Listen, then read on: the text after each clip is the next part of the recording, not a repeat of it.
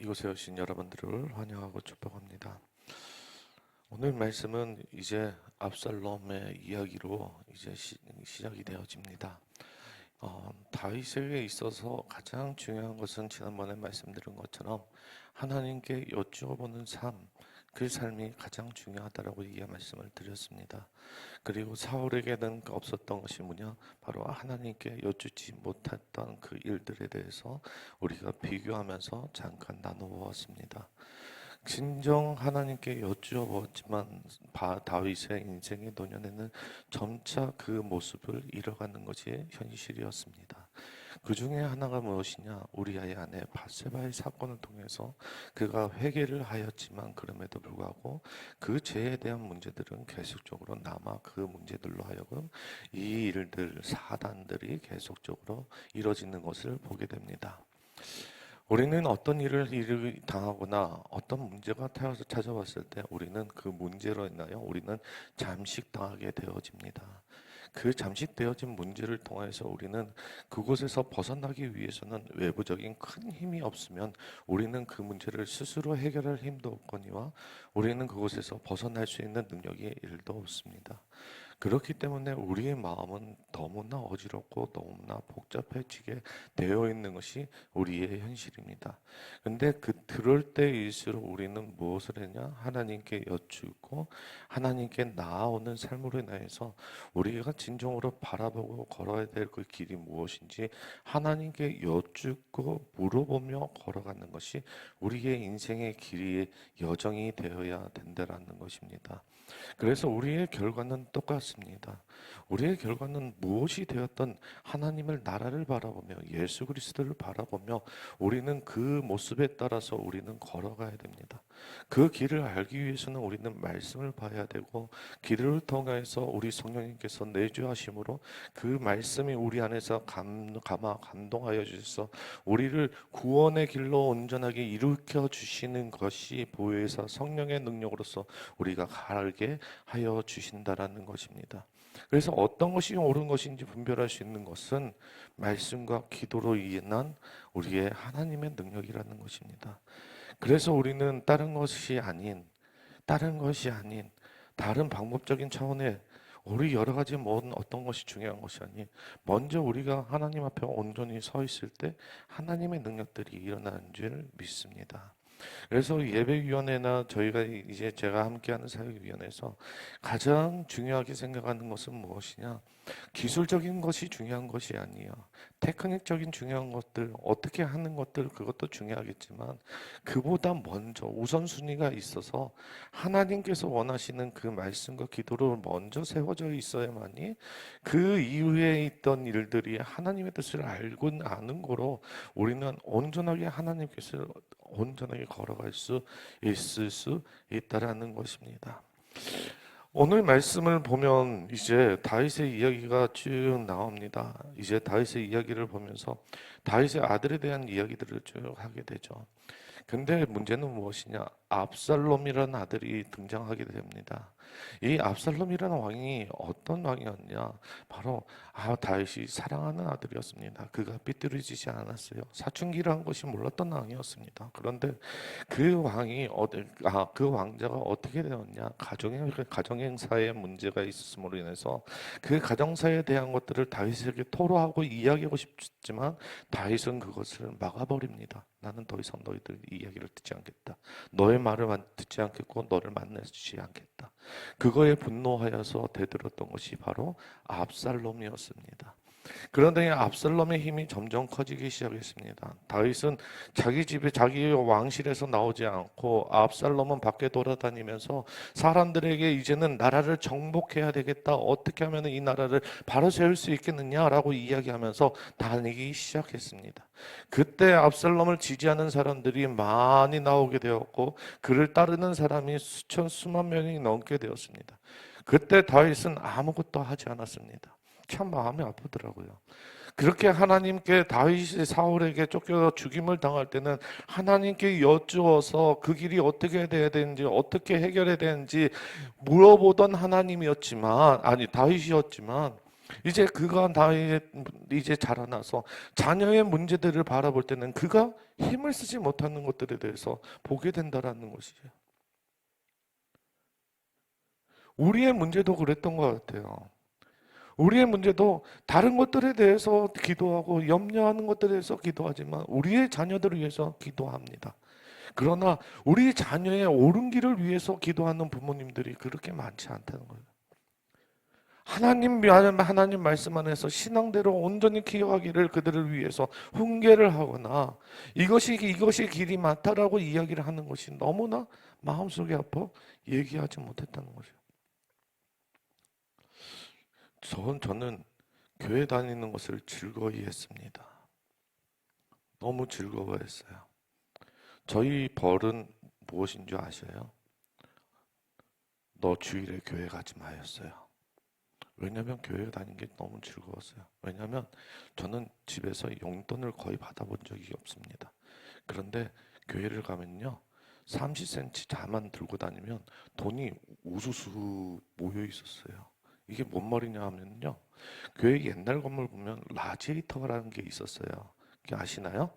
깡깡깡 소리 나면서 따뜻한 뭐 하는데 거기 밑에다 동정이나 지폐 같은 게 30cm 자를 가지고 이렇게 쑥 쑤고 하면요, 돈이 꽤 나와요. 짭짤했어요. 그러면 친구들하고 같이 가서 PX 편의점 가서, 아니 편의점이 아니죠, 마트 가서 그걸로 군것질하고 뭐 헌금도 하고, 헌금은 조금 했겠죠.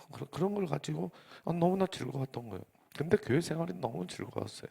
교회 간다는 것 자체가 기쁨이었어요. 그래서 저희 어머님은 교회 가는 것을, 너 교회 가기 싫어? 가지 마. 가지 마. 근데 저희들 마음속에 그게 기쁨이 있었어요. 제 동생도 그랬고 저도 그랬고 그랬던 것 같아요. 근데 제가 이렇게 가는 데 있어서 우리 부모님은 그냥 너가 교회 가지 마라 이렇게 얘기하지만 진짜 가지 말라는 그런 마음이 아니었죠. 근데 제가 삐뚤어지거나 이런 것들이 있어서 저희 부모님 마음속에서는 어떤 것이 있었냐, 항상 늘 저희를 위해서 기도하는 그 어머니의 기도가 있었던 것이에요. 그냥 기도하는 것이 아니라 제 머리 위에 안수를 하면서 정말 새벽마다 저를 위해서 기도할 때가 많았고요. 제 동생을 위해서 기도할 때가 많았던 것 같아요. 그런 기도를 통해서 우리 자녀들을 위해서 기도할 때 정말 그 자녀들이 하나님 말씀 앞에서 온전히 설 수 있다라고 저는 믿어 의심치 않습니다. 그 증인이 제가 있으니까요. 그 말씀대로 살아가지 못하고 내가 엇길로 나갔을 때 하나님, 그 자녀들을 위해서 내가 기도할 수 있는 능력을 주시옵소서. 그들을 위해서 내가 기도하니 그 아이들이 진정으로 말씀에서 벗어나는 것이 아니라 하나님께서 보호하심으로 인해서 그 길을 걸어가시는 우리 자녀들이 되게 하여 주시옵소서라고 기도할 줄 아는 우리 부모님이 되어야 된다는 것입니다. 그럴 땐 지금 당장은 내 모습이 변하지 않을 수도 있습니다. 지금의 길에서 지금 벗어나지 않을 수도 있어요. 그러나 그럼에도 불구하고 베드로가 예수님께서 그들 모습을 보면서도 그를 끝까지 믿은 것 같이 지금 현재의 모습을 바라보는 것이 아니라 그 미래의 모습을 바라보면서 너는 교회의 반석이 될 것이야 라는 그 말씀과 같이 우리는 지금의 모습이 아닌 우리 아이들의 미래를 바라보면서 그들을 향해서 기도하는 그 마음이 있어야 된다는 것이에요. 그럴 때 하나님께서는 그 믿은 대로 아이들이 자라갈 수 있는 길을 열어주시고 인도하여 주신다라는 것입니다. 그래서 여러분들이 오늘 이 기도할 때 주님, 우리 안에서 우리 자녀들을 위해서 끝까지 기도하는 저와 여러분 되시기를 소망합니다. 오늘 계속적으로 이야기가 되어집니다. 그리고 5절에 이렇게 얘기를 하죠. 그가 얼마나 사랑했는지 보여줍니다. 5절에 이렇게 얘기합니다. 나를 위하여 젊은 압살롬을 너그러이 대우하라. 너그리 대우하라. 아무리 자기를 죽이려 해도 그 자녀의 사랑에 대해서 끝까지 이야기를 하죠. 그 다음에 이제 8절에 대해서 이렇게 얘기합니다. 8절은 숲에서 죽은 자가 칼에서 죽은 자보다 더 많았다라고 이야기를 합니다. 도대체 이 숲에서 무엇이 일어났을까? 도대체 이 숲인데 뭐가 이렇게 문제가 있었을까? 이 지정학적으로 보게 되면요, 이것은 지형이 험하고 웅덩이가 많았던 곳이라고 이야기를 생각하시면 돼요. 그래서 전투 경험이 부족했던 이스라엘에게는 이곳이 함정과 같은 곳이다라고 학자들은 이야기를 하고 있습니다. 그래서 이거보다 조금 더 근본적으로 생각을 해보면 여호수아 10장을 보면 어떤 일이냐, 아모리 족속과 싸울 때 하나님께서 무엇을 내시냐, 우박으로 인해서 죽었던 사람이 칼로 맞았던 자보다 더 많았다라고 이야기를 하십니다. 다시 얘기하면은 이 전쟁에서 하나님께서 다윗의 편을 들어주셔서 이 전쟁에서 다윗이 아무것도 하지 아니하고 승리케 하신다는 것을 보여주신다라는 것입니다. 아버지를 거역하고 쿠데타를 하는 것을 하나님께서는 용납하지 않으셨다라는 것이에요. 그리고 이 전쟁의 결말은 압살롬의 죽음으로 끝나게 된다라는 것입니다. 그런데 이 일을 보면서 우리는 생각해야 될 것이 있습니다. 그것이 뭐냐? 이것은 하나님께서 우연을 가정한 섭리가 있다라는 것입니다. 뭐라고요? 우연을 가정한 섭리가 있다는 것이. 압살롬이 죽을 때 여러분들 보시면 오늘 말씀에 보면 이렇게 나옵니다. 14절과 15절에 이렇게 얘기합니다. 나는 너와 같이 지체할 수 없고 하고 손의 작은 창셋을 가지고 가서 상수리 나무 가운데서 아직 살아있는 압살롬의 심장을 찌르니 압살롬의 무기를 든 청년 10명이 압살롬을 에워쌌고 그를 쳐 죽였다라고 이야기를 합니다. 그가 머리를 길게 길렀고 그냥 지나가는 길에 나무에 머리가 걸려서 그냥 매달리는 신세가 되었습니다. 그리고 그 주위에 요압의 부하들이 발견해서 심장을 찌르게 되고 그는 죽게 됩니다. 전쟁 시작한 지 얼마나 됐을까요? 얼마 되지도 않았습니다. 얼마 되지도 않았는데 머리가 걸리게 되었습니다. 찬란할 것 같았고 이길 것 같았지만 누가 봐도 수적으로 압살롬이 더 많았습니다. 그런데 그 지휘 장관이 어떻게 되죠? 머리에 걸려서 죽게 돼버립니다. 근데 이 죽게 되었을 때 그냥 우연이다라고 생각을 하시면 안 돼요. 그 우연 같지만 하나님께서 이것을 섭리적으로 인도하신 것이 바로 하나님이시라는 것이에요. 하나님은 우리의 모든 것을 우연처럼 생각할 수 있는 인간이라고 생각하지만 그 우연 속에서 하나님께서는 길을 보여주시고 인도하시기를 원하신다라는 것입니다. 그 인도함을 걷기 위해서 우리는 날마다 말씀을 통하여서 그 뜻이 무엇인지 간구하고 알기 위하여 기도하며 말씀을 찾으며 나아가야 된다라는 것입니다. 그래서 우리는 한 구절의 말씀이 사람을 변화시켜서 위대한 일들을 이루는 것을 보게 되고요. 어떤 사람은 그 말씀을 통하여서 그 작은 것으로 통하여서 내가 이 평생에 내가 이 한 말씀을 가지고 살겠다는 그 말씀이 사람을 변화해서 세계를 변화시킨 사람들도 많이 나타나게 됩니다. 그런데 문제는 그 말씀이 나의 말씀이 되느냐 되지 못하느냐에 따른 결과가 나타난다는 것이에요. 그 말씀이 우연적으로 나에게 나타난 것 같지만 그 말씀이 나에게 나타난 것이 그냥 단순한 것이 아니라 하나님께서 우리에게 전하여 주시고 우리의 마음에 울림 있게 하여 주시고 말씀을 우리 마음속에 심겨 주심으로 인하여서 그것을 변화시켜 주므로 우리에게 능력이 나타나게 하여 주신다는 것입니다. 제가 가장 마음이 아파하는 것이 무엇이냐면 이거를 저희 어머님이 보실지 모르겠어요. 저희 어머님이 1세대 신앙이십니다. 1세대 신앙이었고 정말 우연적으로 교회를 다니게 되었습니다. 정말 우연적으로 다니게 됐다는 것은 저희 아버지 출신이 그렇게 썩 좋지는 않았습니다. 병에서 부사관으로 올라왔고요. 부사관에서 그 당시 3사관학교 말고 2사관학교라고 2년제 대학교가 있었습니다. 그래서 그곳에 올라와서 이제 진급을 하려다 보니 진급하기가 너무나 어려웠습니다. 그래서 아버님을 대신해서 어머니가 이제는 안 되겠다 해서 이제 관사로 돌아다니기 시작했습니다. 뭐 지금이야 안 되겠지만 그때는 늘 모든 사람들이 그랬던 것 같아요. 그래서 집에 계셨던 시간이 많지 않았습니다. 그런데 어떤 하는 저희들 상사 되시는 분이 교회를 가는 걸 보고 저희 어머님이 그것에 대해서 우리도 저분을 따라서 교회를 한번 나가보자 해서 교회를 나가기 된 것이 우리 교회의 우리 믿음의 시작이 되었습니다.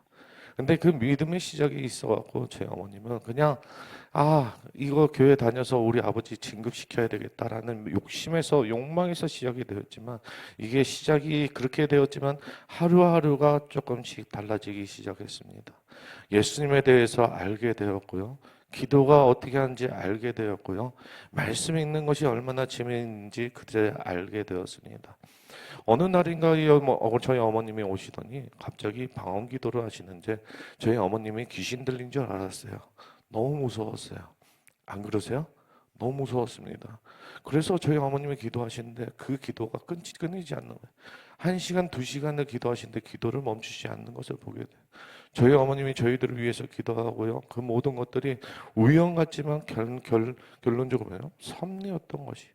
그 복음이 전해져서 그 한 명으로 인해서 한 명 한 명이 저희들 말씀을 전해지고 저희 가정이 복음으로 전하게 됩니다. 그런데 그것이 점차 퍼져서 어떻게 되든 그 말씀이 퍼져나가서 우리 가정 아니면 우리 아버지의 가정 우리 모두가 아버지 하나님께 예배드리는 가정으로 변화했다는 것이 제사드리던 가정이 하나님께 예배드리는 가정이 되었다는 것은 어마어마한 것이죠. 근데 그 시작이 우연 같지만 하나님의 섭리로부터 시작이 됐다는 거예요. 핍박받는 그 인생이었지만 하나님께서 들어쓰시는 인물로 다시 변화시켰다는 것입니다. 그것이 여러분들의 지금 나와 있는 지금의 신앙생활이고 저의 신앙생활이다라는 것입니다. 근데 그 사용되었던 길을 이제는 포기하는 사람들이 많다라는 것이. 내가 이제는 그 일들을 쉬어야 되겠다라는 사람들이 있다라는 것이. 아직 하나님의 섭리의 길은 아직은 달려야 되고 멈추지 말아야 되는데 그 길을 끝까지 달리지 못하고 중간에 드랍하는 일들이 일어난다. 바로 다윗의 모습이었던 거예요. 그의 노년에 있어갖고 하나님의 일에 있어갖고 그가 아직 마음속에 하나님의 마음은 있지만 그가 자녀들에 대해서 그리고 있어야 될 일에 대해서 하나님께 이제는 여쭈지 않고 문제들로 인해서 그가 쓰러지고 더 이상 하나님의 말씀보다 지금 상황에 대해서 집중하는 것을 보게 된다는 것입니다. 이 새벽에 무거운 이야기를 하지만 저는 여러분들께 간구합니다. 지금 문제가 커 보이시죠? 힘드셔요. 그런데 그 속에서 하나님의 섭리를 구하시는 여러분 되시기를 소망합니다. 그 속에서 발견하지 못하면 여러분들은 더 어렵고 힘든 인생을 살아갈 수밖에 없습니다. 그런데 하나님께서 뚜렷한 그 목적, 한 가지의 그 말씀, 나의 심령에 울리는 그 말씀이 내 마음속에 꽉 박히는 순간 그 말씀으로 인해서 여러분들의 삶의 길이 온전히 하나님의 뜻으로 바뀌어서 여러분들을 들어 사용하실 줄 믿습니다. 그럴 때 주님께서 여러분들에게 놀라운 일, 구원의 일, 그리고 하나님의 말씀의 일들이 일어난 줄 믿습니다. 오늘 이 시간 우리 함께 기도하기를 소망합니다. 기도할 때 주님, 우리로 하여금 주의 말씀을 버리지 않게 하여 주시고 하나님께서 우리에게 보여주셨던 그 길들이 우리로 좌절하고 낭만하는 것이 아니라 하나님의 섭리를 통해서 우리가 깨달아 알며 주님께 나아가게 해달라고 이 시간 나같이 주여 한번 외치면서 주님께 나가도록 하겠습니다. 주여.